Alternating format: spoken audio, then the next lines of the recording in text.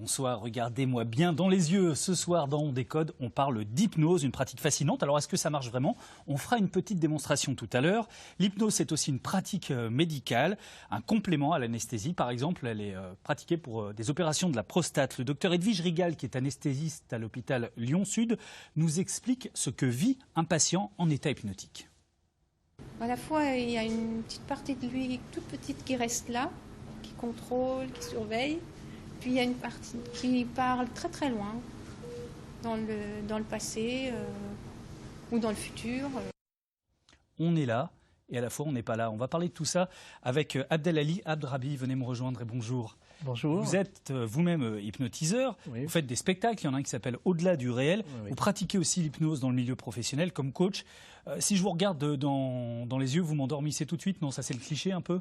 Non, il faut qu'il y ait avant tout une relation de confiance. Et en revanche, oui, c'est possible, en un dixième de seconde, d'accéder à sa partie créative. On va essayer de définir avec vous, Frédéric Liop, ce qu'est l'hypnose. Oui, alors on va faire simple, parce que c'est quand même assez complexe, mais si on fait simple, l'hypnose est une pratique le plus souvent guidée donc avec un thérapeute ou un hypnotiseur qui permet de nous placer dans un état de conscience modifié. Cet état, ça permet de dissocier notre esprit, ce qui fait que nous sommes physiquement ici, mais notre mental est ailleurs. Est-ce qu'il y a plusieurs types d'hypnose différents? Alors, à votre avis, il y en a combien d'hypnoses différentes, Paul? Je ne sais pas, Frédéric, vous allez nous le dire. Alors, en préparant cette chronique, j'en ai trouvé une dizaine. Alors, rassurez-vous, on ne va pas toutes les détailler, sinon, même sans hypnose, je vais réussir à vous endormir. Mais on peut les classer en trois types d'applications. La première est son usage psychothérapeutique. La plus connue d'entre elles s'appelle l'hypnose ericksonienne. Elle tire son nom du psychiatre américain Milton Erickson, qui utilisait l'état hypnotique il y a presque un siècle pour aider ses patients à atténuer une souffrance physique ou psychologique, mais aussi le stress ou une addiction. Et là, on pense particulièrement au tabac. La deuxième application est à visée antalgique ou sédative. Alors, c'est celle qui est utilisée dans les blocs opératoires. Le patient sous hypnose reste conscient, mais dans un état de dissociation. Vous vous rappelez, le corps est ici, mais le mental, il est absent, il est ailleurs. Ça fonctionne très bien pour certains types d'opérations chirurgicales. Ça permet surtout d'utiliser beaucoup d'anesthésiques. Ce sont quand même des produits chimiques qui sont très impactants pour l'organisme. Et du coup, le patient récupère beaucoup plus vite. Dans ces deux applications, que ce soit pour la psychothérapie ou la sédation, le lien de confiance avec le thérapeute est essentiel. Le praticien est très à l'écoute et accompagne le patient volontaire dans son état hypnotique. La troisième application est l'hypnose qu'on appelle l'hypnose directe. Dans cette pratique, l'hypnotiseur est beaucoup plus directif, voire des fois autoritaire. Rappelez-vous, vous n'écoutez que ma voix, etc.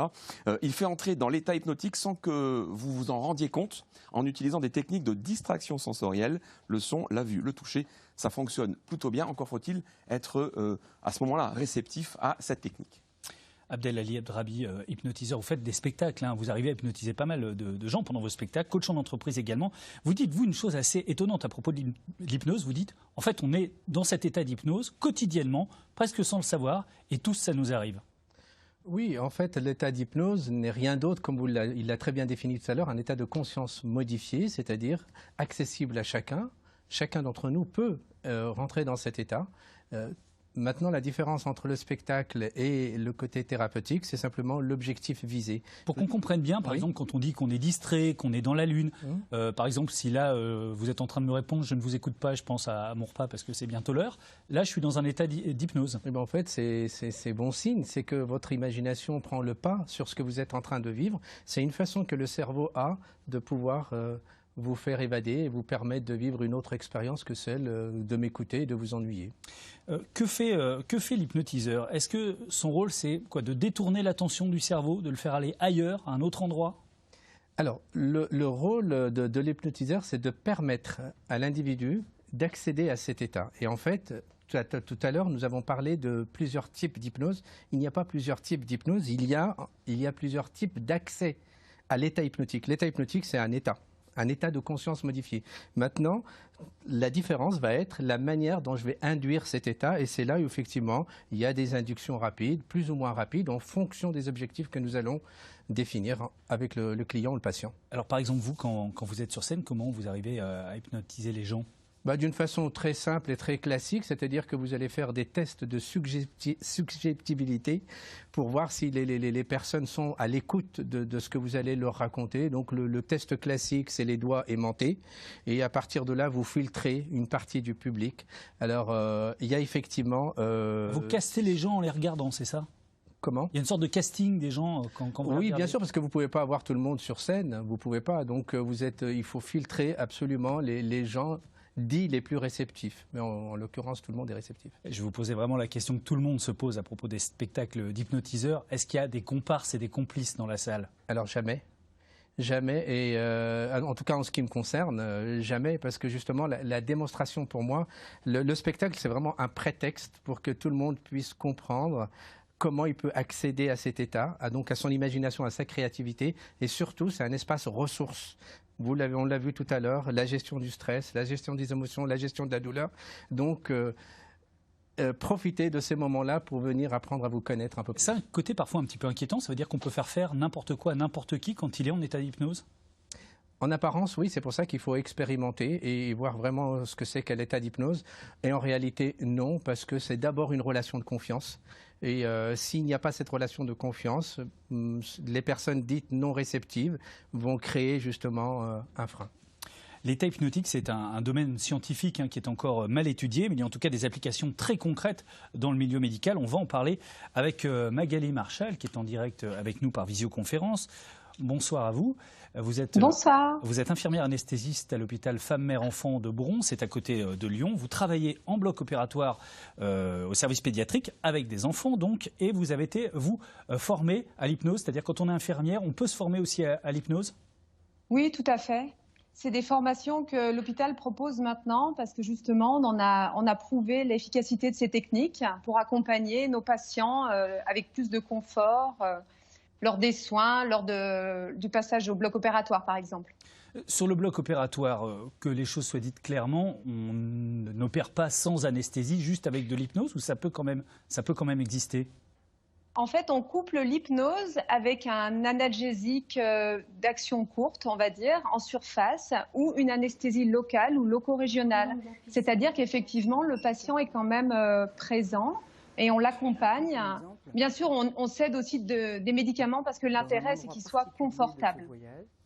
Frédéric le disait tout à l'heure, un des gros avantages de l'hypnose, c'est quoi ? C'est que justement, on n'a pas besoin d'avoir des anesthésies qui sont trop fortes ou trop médicamentées ? Oui, tout à fait. On économise, si vous voulez, entre guillemets, des médicaments puisque le patient consomme moins de médicaments analgésiques anesthésiques pendant l'intervention. Quand il a une préparation en hypnose, ça fait diminuer l'anxiété. Et l'anxiété, on le sait, en fait, elle va favoriser de la consommation des médicaments, une mauvaise réhabilitation après. Donc voilà, elle intervient à différents niveaux, si vous voulez. Et vous utilisez l'hypnose à tous les stades, c'est-à-dire donc avant, on va dire, pour détendre le patient, pendant l'opération elle-même, et puis après, ça permet aussi de gérer la douleur ? Tout à fait, ça permet de gérer la douleur, c'est-à-dire on a des techniques en hypnose pour aider les patients à chosifier, à se représenter leur douleur, afin qu'ils mettent des processus qu'ils aillent chercher dans leurs ressources, ce qu'il faut pour aider à la lutte contre la douleur. Ce que vous dites, c'est que parfois la douleur, elle est émotionnelle, c'est-à-dire qu'on peut se déconnecter donc de cette émotion grâce à l'hypnose ? Oui, en fait, la douleur, elle est multifactorielle et on le sait maintenant, il y a une part d'émotion. On fait aussi, bien sûr, des thérapeutiques, des analgésiques, des antalgiques, mais à côté de ça, on s'est rendu compte qu'en agissant également sur la part émotionnelle, on arrivait à faire diminuer nos scores de douleur, en post-opératoire notamment. Je l'ai dit, vous êtes en hôpital pédiatrique. Sur les enfants, oui. Ça marche bien. Est-ce que c'est un public réceptif à l'hypnose ? C'est un public réceptif. Après, en fonction de l'âge, bien sûr. Donc, les jeunes enfants, on va être plutôt dans le jeu. On va passer par d'autres techniques. À partir de 8 ans, jusqu'après un peu plus grand, 8-12 ans, c'est l'âge où ils sont très, très réceptifs à l'hypnose et où ils peuvent vraiment se l'approprier. Merci beaucoup à vous, Magali Marchal. Je rappelle que vous êtes infirmière anesthésiste à l'hôpital Femmes-Mères-Enfants à Bron. Abdelali Abdrabi, hypnotiseur, est avec nous. Je vous avais promis une démonstration tout à l'heure. On m'a demandé maintenant à Olivier Michel de nous rejoindre. Habituellement, Olivier, vous êtes plutôt derrière la table pour présenter le journal. Donc, on va faire quoi, Abdel ? Je vais vous montrer, parce qu'on a parlé d'induction tout à l'heure, on va faire ce qu'on appelle une induction rapide. Et c'est quoi une induction ?